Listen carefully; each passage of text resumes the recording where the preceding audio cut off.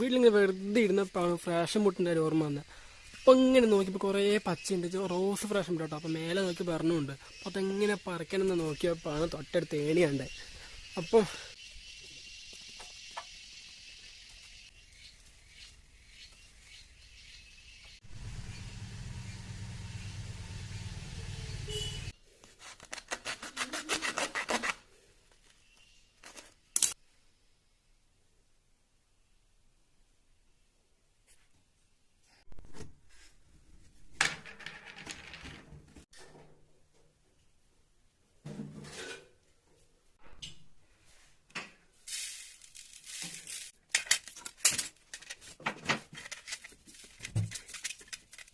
ഇതുപോലെ